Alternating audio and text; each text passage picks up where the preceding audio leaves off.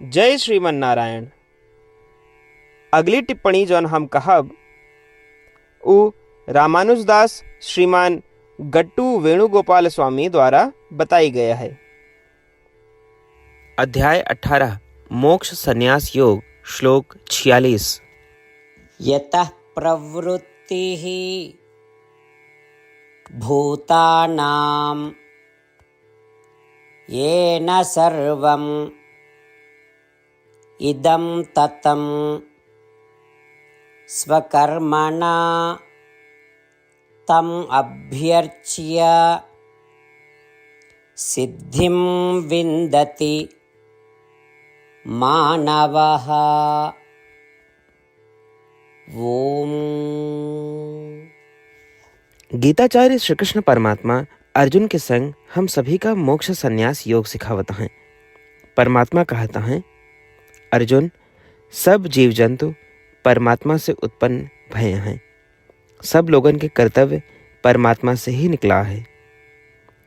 परमात्मा सब जीव जंतुओं के पोषण करत हैं, सबका अपने भीतर सुरक्षित रखत हैं और सब में व्याप्त रहत हैं। वे परमात्मा ही श्रीमन नारायण हैं, जे सब में अंतर्यामी हैं। फिर चाहे मनुष्य का कोनो भी जिम्मेदारी दिन गए होए, ब्राह्मण, क्षत्रिय, वैश्य या शूद्र के रूप में, वे अपने कर्तव्यों का श्रीमन नारायण की सेवा मान के कर सकत हैं। अर्थात मनुष्य अपने निर्धारित कर्तव्यों के पालन करते हुए श्रीमन नारायण की पूजा कर सकते हैं और ऐसे वे उस परमात्मा की कृपा से सर्वोच्च अवस्था का प्राप्त कर सकते हैं। श्री कृष्ण परमात्मा ये कह के ये साफ करता है कि जब हम अपने निर्धारित कर्तव्यों का परमात्मा की सेवा मान के करे थे तो हम सिद्धि या पूर्णता का आसानी से प्राप्त कर सकी थी। इसलिए हम अपने लिए निर्धारित कर्तव्यों का जौन काम हम करत ही उनका श्रीमन नारायण के सेवा मान के करत अपन जीवन के लक्ष्य श्रीमन नारायण के प्राप्ति बनाओ और केवल श्रीमन नारायण के शरण में जाते हुए आओ हम श्री कृष्ण परमात्मा के वचनों का श्लोक के रूप में यथास्वरूप दोहराई। यतः प्रवृत्तिर्भूतानां येन सर्वमिदं ततं स्वकर्मणा तमभ्यर्च्य सिद्धिं विन्दति मानवः। श्रीमद् भगवद गीता के पूरा निचोड़ श्री कृष्ण परमात्मा अध्याय 18 के श्लोक 65 से 70 के 8 कर्मों में रख दिए हैं। श्री कृष्ण कहन, ये 8 बात मानने वाले पे हमार स्नेह है, ये भक्तन की हम हर प्रकार से सुरक्षा करें। श्री कृष्ण परमात्मा द्वारा कही पूरी श्रीमद् भगवत सुने के बाद अर्जुन कहन, करिष्ये वचनम तव, माने कृष्ण हम तोहरे कहे अनुसार ही करब। यह कारण कृष्ण अर्जुन पे हर तरह की विजय और सफलता के अनुकंपा करें। चला हमो परमात्मा के वचन दी कि हम भी ये 8 कर्म करब। ये वचन से बढ़ के कोनो पूजा तप या यज्ञ नहीं बा। हम ये 8 वचन कहब, आप सब जने एक अपने मने और बुद्धि में विचार करें। इस प्रकार श्री कृष्ण के निज वचन देत समय परमानंद से प्रकाशित श्री कृष्ण के मुखमंडल के अनुभूति भी करें। जय श्रीमन नारायण। हमारे 8 वचन ई हैं।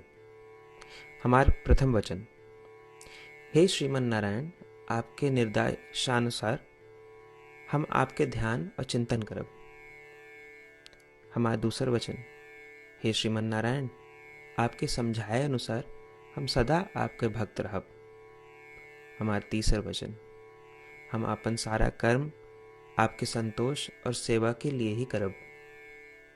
हमारा चौथा वचन, जैसा आप कहें हमका पूरा विश्वास है कि हम आपके हैं और हम सदा आपका करबद्ध नमस्कार व पूजन करब। हमारा पांचवा वचन, हे श्रीमन नारायण, अध्याय 18 श्लोक 66 में आपके कथन मामेकम शरणम व्रज अनुसार केवल आपकी शरणागत की बात कही बा। श्रीमन नारायण, हम केवल आप एक शरण में आए हैं। हमारा छठा वचन, हे श्रीमन नारायण, अध्याय 18 श्लोक 66 में आपे कहे माँ शुचः, मैं आपके शोक न करे के उपदेशानुसार हम शोक न करब। हमार 7वां वचन, हे श्रीमन नारायण, आपने हमरे खातिर श्रीमद् भगवत गीता दे के हम पे बड़ी कृपा की है।